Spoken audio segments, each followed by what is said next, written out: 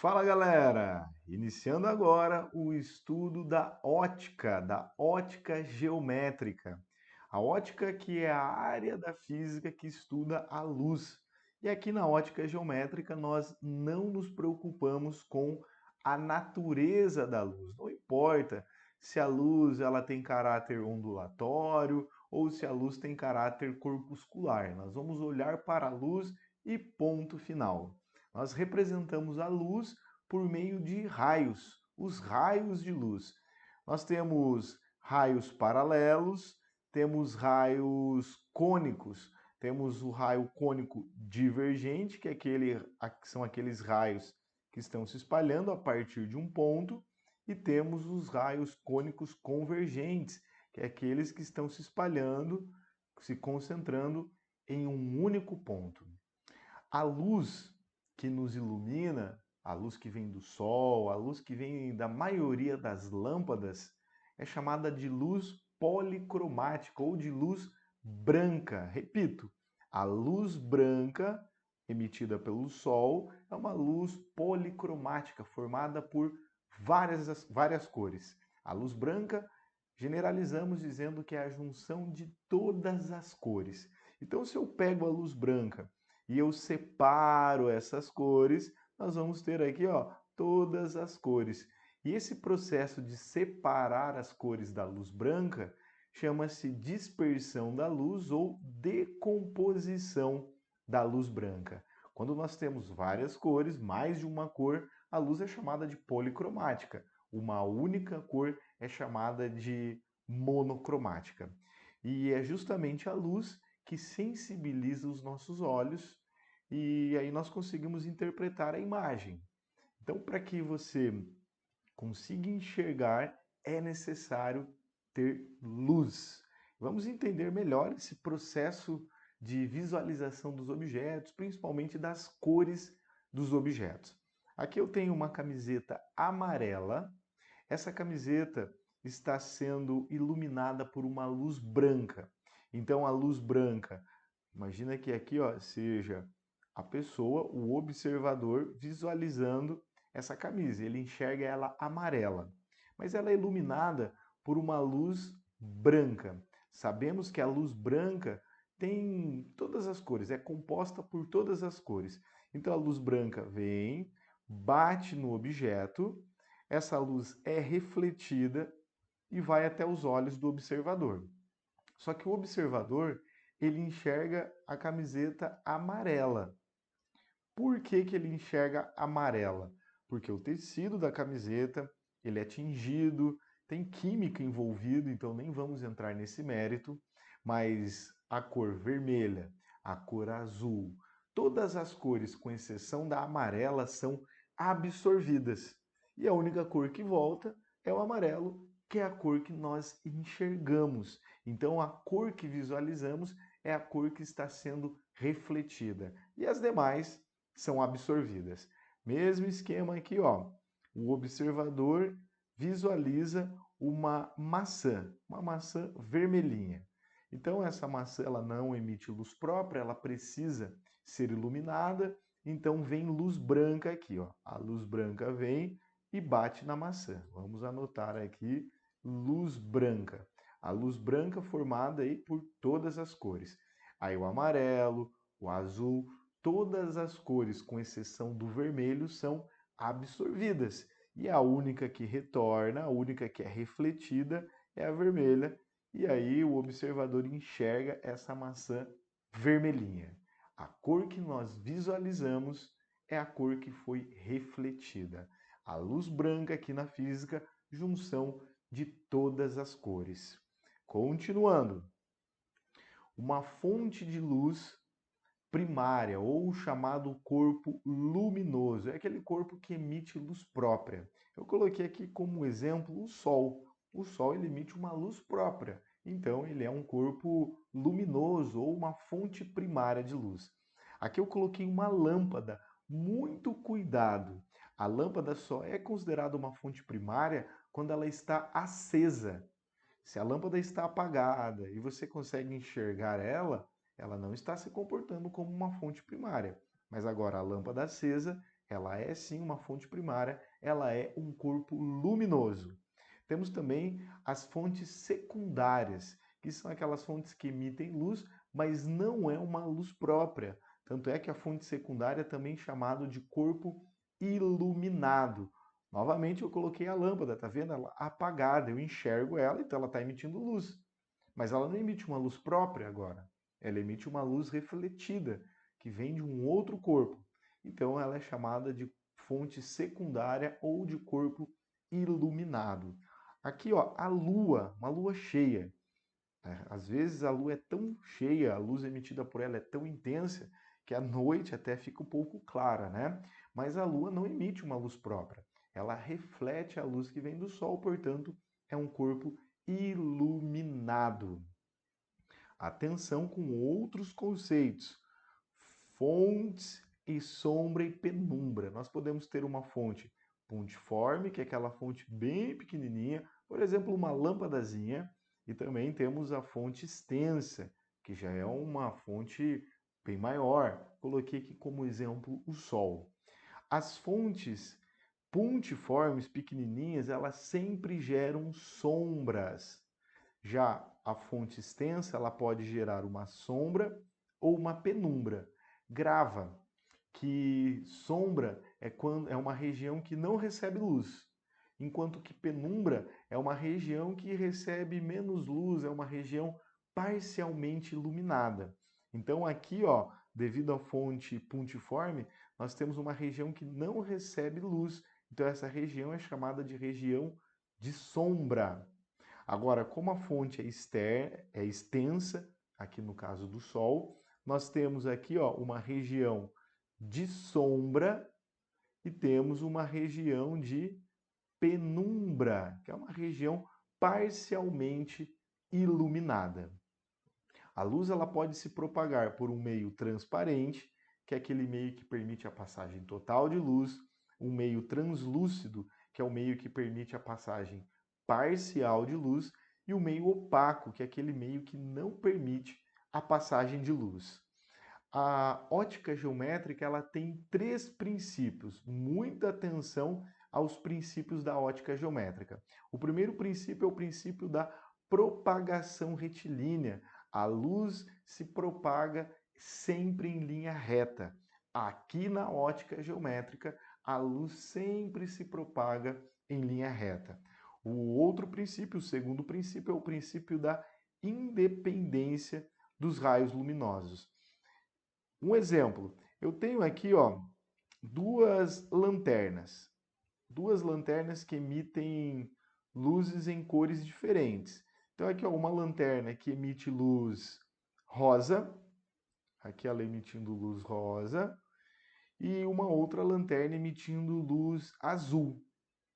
Veja que essas luzes elas até se encontram aqui, mas depois elas continuam como se nada tivesse acontecido, mostrando que um raio não depende do outro, segundo o princípio da ótica geométrica, independência dos raios. E o terceiro e último princípio é o princípio da reversibilidade. Se a luz ela vai por um caminho, ela pode voltar pelo mesmo caminho. Princípio da reversibilidade. Aplicando esses princípios, nós temos alguns exemplos. E o primeiro vem com o eclipse. O eclipse é um fenômeno associado à propagação retilínea da luz. E nós temos o eclipse solar e o eclipse lunar. Muita atenção. No eclipse solar é quando a Lua ela se posiciona entre o Sol e o planeta. Já o eclipse lunar é quando o planeta se posiciona entre o Sol e a Lua. Vamos observar aqui no exemplo. O eclipse lunar, o planeta está entre a Lua e o Sol. Então a luz sai do Sol e bateria lá na Lua e nós enxergaríamos o brilho da Lua.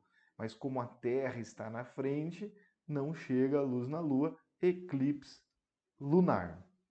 Agora, a Lua está entre a Terra e o Sol. Então o Sol emite luz, mas como a Lua é opaca, ela gera aqui, ó, um cone de sombra e também um cone de penumbra.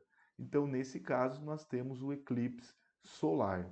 Tanto o eclipse lunar como o eclipse solar são situações que mostram o princípio da propagação retilínea da luz. É muito comum aparecer dentro desse contexto as câmaras escuras. A câmara escura é o princípio da máquina fotográfica. Nós temos uma caixa, uma câmara, que tem um pequeno orifício. E por esse pequeno orifício entra a luz. Então aqui, ó, nós temos um objeto. Nesse exemplo, o objeto é uma vela. Essa vela, ela tem uma altura, vamos chamar de altura O, que vem de objeto. Essa vela emite raios, esses raios viajam, eles podem até se cruzar, mas de acordo com o princípio da independência, eles vão continuar o seu movimento. E lá no fundo da câmara escura, nós vamos ter a imagem projetada. Então, aqui no fundo, nós temos a imagem. E essa imagem tem uma dimensão I. Atenção que a distância do objeto até a câmara escura é P. A distância da imagem até a câmara escura é P'. E aí nós temos essa relação. A altura do objeto sobre a altura da imagem é igual à distância do objeto até a câmara dividido pela distância da imagem até a câmara escura. Agora nós vamos começar os fenômenos ópticos e começamos com a reflexão da luz. A reflexão é quando a luz bate em uma superfície e retorna para o meio inicial. Nós temos a reflexão regular e a reflexão difusa. A reflexão regular, os raios eles incidem todos paralelos, sofrem reflexão e continuam paralelos. Agora, na reflexão difusa, os raios incidem paralelos, mas eles são refletidos de maneira espalhada, de maneira difusa. E para explicar a reflexão da luz, nós usamos os espelhos. E o primeiro espelho que nós vamos analisar são os espelhos planos. Grava, o fenômeno da reflexão é quando a luz bate em uma superfície e volta. Nós vamos usar os espelhos para explicar o fenômeno da reflexão. E a reflexão ela tem duas leis. A primeira lei e a segunda lei. Mas vamos entender aqui, ó. Nós temos o raio que sai do objeto, é o raio chamado de incidente. Aí ele vai tocar na superfície do espelho e vai sofrer reflexão. Aqui eu tenho o raio refletido. Para dar suporte a esses raios, nós temos uma reta chamada de reta normal. Ela tem esse nome, reta normal, porque ela forma 90 graus com a superfície. Então, ela forma 90 graus com a superfície, é uma reta perpendicular à superfície. Essa reta é imaginária e ela vai dar suporte aos ângulos. Aqui ó, nós temos o ângulo de incidência e aqui o ângulo de reflexão. A primeira lei diz que o raio incidente, a reta normal e o raio refletido, eles estão todos no mesmo plano. Na prática, isso vai nos ajudar bastante, porque ó, é a ótica geométrica, então nós vamos entender as situações por meio de desenhos geométricos. E se tudo estiver no mesmo plano, serão desenhos planos, e aí fica mais fácil. Só para você ter uma ideia, é muito mais fácil analisar um quadrado, que é uma figura plana, do que analisar um cubo, que é uma figura espacial. Então, aqui, como é tudo coplanar, nós vamos analisar figuras planas e não figuras espaciais, e isso vai facilitar. Essa é a primeira lei da reflexão. A segunda lei diz que o ângulo de incidência, que é o ângulo formado entre o raio de incidência, o raio incidente e a reta normal, o ângulo de incidência é igual ao ângulo de reflexão. O ângulo I é igual ao ângulo R. Essa é a segunda lei da reflexão. E para aplicar isso, nós vamos pensar nos espelhos.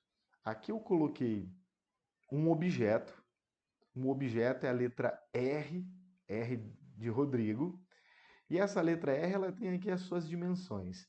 E ela está na frente de um espelho. Observe aqui ó, o símbolo que usaremos para representar os espelhos.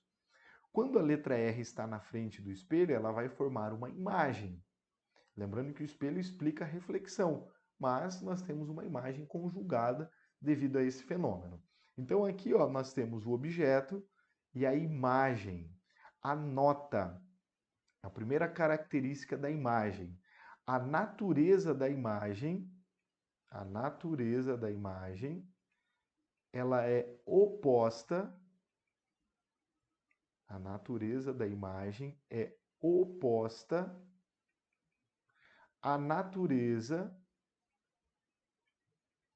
do objeto. Como assim? Se o objeto for um objeto real, a imagem vai ser virtual, naturezas opostas. Agora, se o objeto for virtual, a imagem será real, sempre naturezas opostas. Um outro detalhe, a imagem ela é revertida. Veja, aqui a letra R do objeto, aqui a letra R da imagem, ela está revertida. Aliás, quando você se depara com uma viatura da polícia, você vê ali no capô do carro escrito polícia, ele está revertido. Por quê? Quando a pessoa estiver conduzindo o carro e a viatura se aproxima, ela vai olhar pelo retrovisor interno do carro e vai observar a viatura lá atrás, e aí o espelho vai conjugar a imagem do capô, da palavra polícia, revertido. Como já estava escrito revertido, o revertido do revertido vai dar a imagem direita e a pessoa enxerga o nome ali polícia, sem estar revertido, porque é o revertido do revertido. Então a imagem ela é sempre revertida. E a imagem ela é enantiomorfa. Enantiomorfa. O que é ser enantiomorfa? A imagem ela tem as mesmas dimensões do objeto. Veja aqui, ó, 5 centímetros, 5 centímetros. A distância que ela está do espelho é 3 centímetros, a distância que a imagem está do espelho é 3 centímetros. Então elas apresentam as mesmas dimensões, só que elas não podem se sobrepor, justamente por ser revertida. Então imagina que eu coloco a minha mão diante do espelho, a minha mão direita diante do espelho, parece que levanta a mão esquerda. Se você analisar, elas não podem se sobrepor. Isso é ser enantiomorfa. A imagem ela tem dimensões iguais ao objeto, mas elas não podem ser sobrepostas. Essas são as principais características das imagens formadas de espelhos planos. Quando olhamos para um espelho plano, aquilo que ele consegue nos mostrar é chamado de campo visual. Repito, o campo visual é o que o espelho consegue conjugar, é o que o espelho consegue representar por meio da reflexão. Os espelhos eles podem ser deslocados, eles podem sofrer translação. Grava que quando o espelho sofre uma translação D, a imagem sofre uma translação de 2 vezes o D. Vamos representar isso. Então aqui eu tenho um espelho plano, esse é o espelho plano, e aqui eu vou colocar um objeto. O objeto é uma árvore. Essa árvore está a uma distância D do espelho. Nós já vimos que a imagem estará à mesma distância. A imagem vai ter as mesmas dimensões. Então aqui nós temos a imagem. Se eu mantiver o objeto aqui, e agora eu deslocar o espelho estava nessa posição. Se eu deslocar o espelho para cá, ó, olha, eu vou alterar a nomenclatura para não ficar confuso com o que eu escrevi aqui. Então a distância do objeto até o espelho é x, a distância da imagem até o espelho é x. A árvore estava do espelho, então, uma distância x, mas agora eu puxei o espelho para frente. Eu desloquei o espelho para frente e eu desloquei ele uma distância d. O que vai acontecer? A imagem vai ser formada aqui. E a distância vai ser D mais X. Então, aqui D e aqui X. O espelho sofreu um deslocamento, ele sofreu uma translação D. E a imagem? A imagem em relação ao objeto, no início era 2 vezes x. Agora é 2 vezes x mais 2 vezes d. Então, ao deslocar o espelho uma distância d do objeto, a imagem se desloca uma distância 2 vezes o d. Isso acontece para a translação dos espelhos, mas acontece também com a rotação dos espelhos. Se você desloca o espelho uma distância d, a imagem se desloca uma distância 2 vezes o d. Se você rotacionar o espelho um ângulo θ, a imagem vai deslocar um ângulo 2 vezes o θ. E para finalizar, os espelhos podem ser associados. Então aqui eu tenho dois espelhos. Vamos chamar esse espelho aqui, ó, de espelho 1 e aqui de espelho 2. Eles estão associados e existe um objeto entre eles. Veja que esse objeto conjuga imagens. Nós temos uma, duas, três imagens desse objeto. O número de imagens que vamos chamar de n, depende do ângulo entre os espelhos. O número de imagens n é igual a 360 dividido pelo ângulo formado entre os espelhos menos 1. Gente, iniciamos o estudo da ótica e já tratamos do fenômeno da reflexão. Por favor, faça a sua parte, acompanhe a resolução dos exercícios. Sabe que a resolução dos exercícios faz parte da aula e depois você segue tranquilamente resolvendo a listinha de exercícios. Valeu, muito obrigado pela atenção, bons estudos e até o futuro!